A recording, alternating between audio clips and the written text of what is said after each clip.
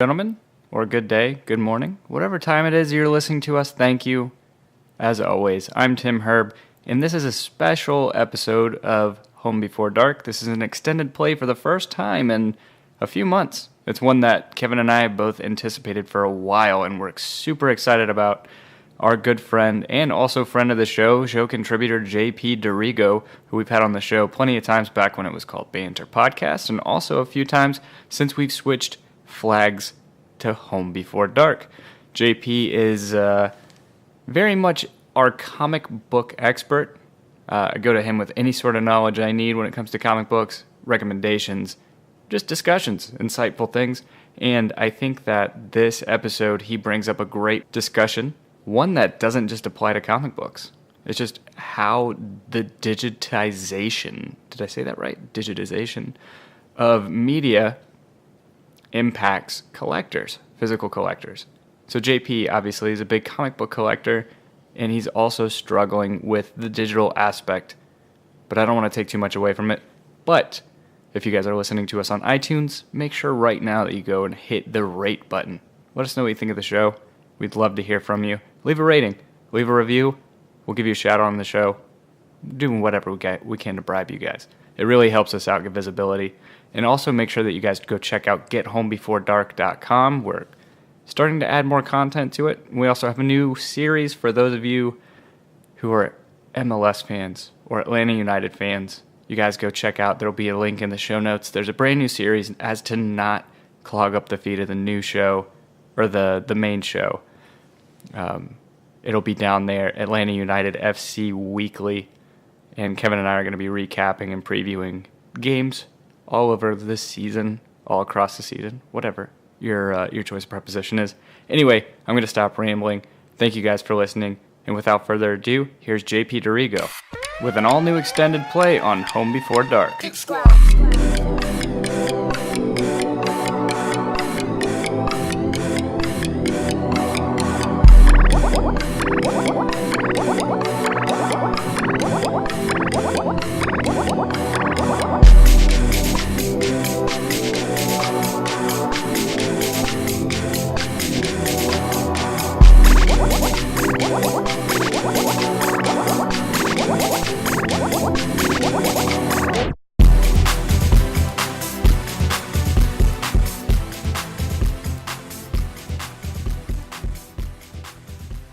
Hey guys, so welcome to an extended play of the Home Before Dark podcasts. I just want to say a quick thank you to Kevin and Tim for giving me an opportunity to talk about just nonsense on my own. And I would love to take this opportunity to talk about something that's very near and dear to my heart, and that is comic books. So, like most relationships, my marriage to comic books has always been, well, complicated. So, I started reading comics in the third grade, which is 1988 for those of you that are keeping score. So, nearly 30 years of my life have been spent to reading comics.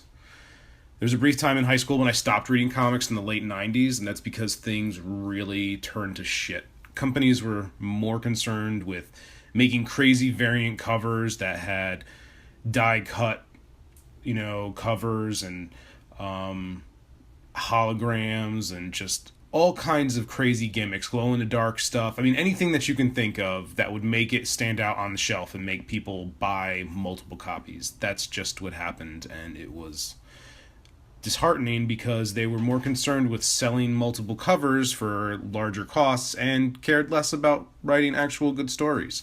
So, at that point, I dropped out of comics. I was pulled back in by none other than Kevin Smith, who started writing the Daredevil comic, and pretty much been going hot and heavy since then. I was never really somebody that just went to Walgreens and picked up a comic.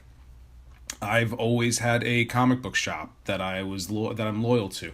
Ever since I first started collecting, I've had a file at a comic book shop. A file or a pull list or a subscription. For those of you that don't know, chances are if you're listening to this podcast, you do know. But what you can do is you can go to your local comic shop. You can give them a list of comics that you're going to buy regularly, and they will actually set them aside for you every week when those comic books come out. And if they're a good comic shop, they'll give you a discount for your loyalty. So whenever I move to a new city, which since I met my wife in the early 2000s has been a bunch, the very first thing I did right after we found a place to live was find the closest comic book shop and start a file. And I've probably had a dozen different comic book files in my lifetime. And it got so bad at one point that a few years ago, of course, before we had a kid, I had 2 files running from 2 different comic shops here in Atlanta. I had a file at Criminal Records and I had a file at Titan. And unfortunately, it just became too much of a hassle to get all the way downtown to Criminal Records. So I just had to cancel that and switch to just purchasing from Titan, which shout out to Titan in Duluth. It is a fine store if you are in the area and need comics. So yeah, hopefully that gives you a bit of an understanding of how bad this situation is. I mean, I'm not just somebody who, has seen the Avengers movie and read a couple comics online. Like, I'm the jerk that sits in your break room reading comics, and you can ask me about all kinds of history for, the Avengers and the X-Men and stuff. Which, also, side note, it's hilarious that I used to get a lot of dumb comments for that, and now everybody wants to pick my brain about what's going to be happening in the new Avengers movie. So, yeah. The geeks will inherit the earth, I guess that's true. So anyways, the height of my comic collecting, I had 2 files. I was buying most of the Marvel Now books and the occasional DC book and quite a bit of Image, which has always been one of my mainstays.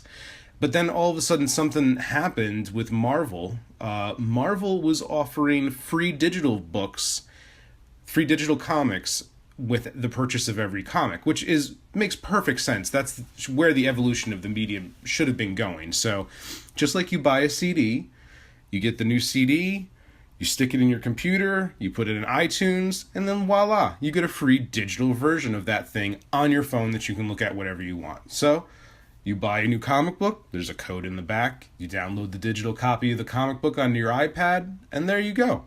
But now, what does that mean for those individual floppy comics that you have? I have this stack of floppies that are completely useless because I download the digital version and then they just go into a stack. So, I mean, why am I actually purchasing these comics at all? Because once I have the digital copies, I never really touched the individual issues ever again. But then, there was part of me that was like, well, If I buy the digital comic, I have to pay the full price, which is $3.99. If I buy the individual issue, the actual physical copy, I'm supporting a brick and mortar comic store, and I get a discount. So I am actually saving some money. So that was how I've been justifying things for the past few years. I buy the digital comic, I buy the physical comic, I download it, I stick the physical copy in my file, and then I just move on. And the thing is me and Kevin and occasionally Tim and a couple other friends, we make our annual pilgrimage to Heroes Con in Charlotte, and you can't really have a comic book artist or writer sign your iPad. So it is kind of cool to have an actual physical copy that you can eventually get signed. And though I'm not necessarily a hardcore collector of comics, I like to pride myself in being a reader of comics, there is always the chance that something can go up in value. So it's kind of nice to pick up something on a whim, whether or not you enjoy it, and then find out a few months down the road that that thing really shot up in price. So there is pros and cons to both. And it's kind of hard to decide which is superior at this point. And I guess that's a lot of the reason why I decided to record this podcast, because I'm going through this, quarter life crisis of what to do when it comes to comics. I mean, I have this never-ending stack of comics, and my closet is filled with them, and do I really need them when a lot of them I have them digitally? I like to think about one day when my kid is old enough to read, and I want him to read comics like I do. I mean, I'm not going to, yes, parents, I'm not going to force them on him. If he's not interested, then that's fine, but I'd like to make them available to him, and if he'd like to try them, then by all means, I'd like, to have a good inventory of comics for him. And can you really do that if they're digital? I mean, can I hand him an iPad and say, here, read these? Or do I want him to actually hold a comic book in his hands and read it like I did? I mean, typically what I do is I'll collect a small series of something, and then I'll sell the series on eBay, and then I'll buy the hardcover version for my shelf, because as much as I enjoy digital comics, nothing looks more sexy than a nice hardcover comic book on your shelf. So maybe he could just read stuff like that. That's just... I don't know. I don't know where we go with this kind of thing. And I was always somebody that never wanted to buy a lot of digital stuff, but I mean, you can't argue with the convenience of it. It's just crazy convenient. So, and then all of a sudden, all of that changed about a month ago when Marvel decided to no longer offer digital versions of their comics. So even though I'm only buying a couple Marvel comics at this point, the ones that I would buy, they have a digital code, and rather than give you the digital version of that comic, they will give you 3 random, well, not random, they're assigned by Marvel, but 3 Marvel comics that they're promoting at this time, for whatever reason, you know. So I bought the recent Star Wars issue, and it gave me the first issue of a recent Iron Man series, a new Inhumans book, and the recent Civil War series. And it was pretty much infuriating, because now you've completely ruined my pattern of what I was doing. So what does that mean? I mean, I've cut back on buying comics from the big 2 companies, Marvel and DC, because quite frankly, they just don't really interest me anymore. Up to this point, all I've been buying are Star Wars comics from Marvel and Image and other independent books by folks like Boom Studios and stuff like that.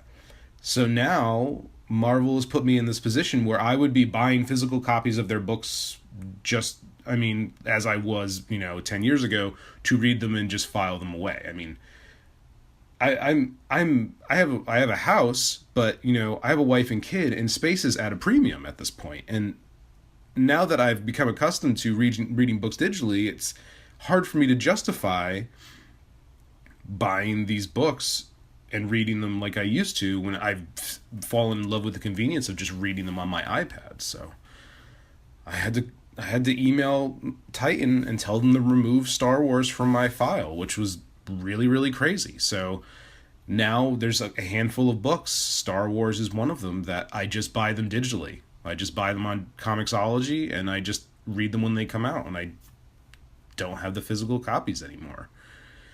I mean, it's kind of heartbreaking. So like, where does that leave me? I mean, obviously I still have a comic file at Titan, and there's a handful of comics in there, but I mean, so I only buy my favorite comics at this point. Everything that I know that I love, and I absolutely have to have physical copies of. So I'm buying stuff like Paper Girls and Saga and Southern Bastards. I mean, that's almost it. And it's just things that it's like, I like it so much, I have to have the physical copy of it, because otherwise it's like, who cares? What's the big deal with having just an actual physical copy anymore? I mean, and like I said, I have bought things knowing that we're going to see one of the creators at Heroes Con. So, I mean, that's fun, but you can only buy so much of that stuff. And I mean, even when it comes to buying comics, and I alluded to this earlier, it feels like Marvel and DC, even though they're leading the pack, their stories are just not as good as they used to be. And I mean, a lot of it is probably coming down to what can they make that can be turned into a movie of some kind. And I've never been one of those fans to say stuff like that, but I mean, I've tried reading the Avengers comics and they're just not fun. I mean, Spider-Man has not been fun, and that really breaks my heart. But I mean, when you think about an iconic character like Spider-Man, it's not like you're gonna kill him. I mean, they did something briefly with him, I won't ruin the story for anybody, where Peter Parker was no longer Spider-Man for a little while, but everything eventually will reset. And that's the thing, like, it always is hilarious to me when something happens in comics and all the fanboys get up in arms about it, and they just freak out because it's like, how could they do this? They're ruining the character. But I always say that comics are like a bad haircut. If you don't like the way it looks, just wait and it'll go back to the way it was. And that's pretty much always what happens. It's happened time and time again with Wolverine, with Captain America, with Spider-Man, Superman, Batman. I mean, they take all these big characters and they do something silly to make them disappear just so that they can come back. And it's happening right now with Wolverine and Iron Man, and I mean, it's just only a matter of time. Anyways, I'm going off on a tangent now. So, I mean, I've been collecting comics for 30 years, as I said, and it's evolved significantly within that time. I mean, I used to buy just comic book series.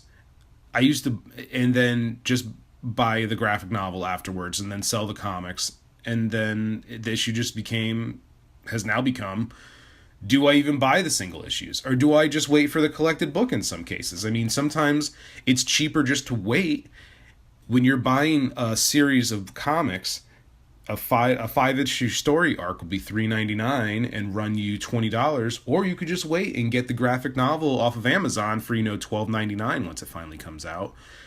Or do I just buy them all digitally? I mean, you're going to pay full price and you have nothing to show for it. I mean, but you always have them on your iPad and you can show them whenever you want, or read them. Show them to anybody you want. Show them to your kid, but you can't pass them to a friend and say, hey, I really like this issue, take my iPad? No, that doesn't really work. And I'm not about to be getting involved with giving people my Comixology account info so they can download my comics. I'm too risk averse to chance losing my account. So, I mean, what's the takeaway from all of this? I mean, comics are an ever-evolving medium. And there's no sign of it slowing down anytime soon with all the crazy stuff that's coming up. I mean, we have more comic book movies on the docket than we ever have. Comic book TV shows are just coming up the wazoo. Major networks have comic book TV shows. Netflix has crazy comic book TV shows that are coming up with huge story arcs that are going to start to loop together with the stuff that we have with the Secret Defenders, and then obviously the Avengers Infinity Wars movies that's so huge they had to split it into two. I mean, it's just crazy. And those comic book movie things and TV shows are only going to heighten the interest in actual comics. So I don't know. Do we continue to buy floppy books? I mean, how often is it? How soon is it before a lot of the comic book stores start to go out of business because of this too? And that's a lot to weigh on somebody's shoulders, thinking that if I don't buy comic books, I'm going to put somebody out of a job. But I mean, it's just a weird place to be. But I mean, at the end of the day, these are just funny books that were meant for kids, that at some point shifted gears and now they're made for adults and they're made for everybody. I mean, there's comic books for every range. It's just, at the end of the day, this is all just entertainment, and we're all just trying to find something to distract us from what's going on in our lives and send us to a different place for a little while. And I guess it doesn't really matter how you take that in, whether you do it with the physical copies or, digital stuff. It's the one thing for certain is that comics definitely aren't going to go anywhere anytime soon. They're always going to be there. It's not like anybody's worried about these companies are going under. It's just evolving at such a rapid speed. It's anybody's guess where these things are going to go. So, I mean, at the end of the day, I don't care how do you read your comics. Just go read them. So I hope that wasn't too obnoxious. I hope that you guys got some entertainment out of that. And hopefully if you haven't read any comics in a while, you can shoot a tweet at me if you need some recommendations, or I'd love to hear more about how you read comics and what you think about where things are going. You can reach me on Twitter at ZombieJP. And of course, if you don't already, then please follow the Home Before Dark podcast. You can follow it under at home, B, the number 4, and dark. And then, of course, you can follow Tim and Kevin, who are also on Twitter. They're finally getting back on there and, tweeting some hilarious dick and fart jokes. So get on there and listen to the kind of nonsense that they have to say. You can reach Tim at Tim Herb. That's TIMHERB. And then you can reach Kevin at _ARC, the number 1 TECT. So thanks a lot for listening, and I hope that I can do this again for you guys soon. And thanks so much to Kevin and Tim for letting me talk about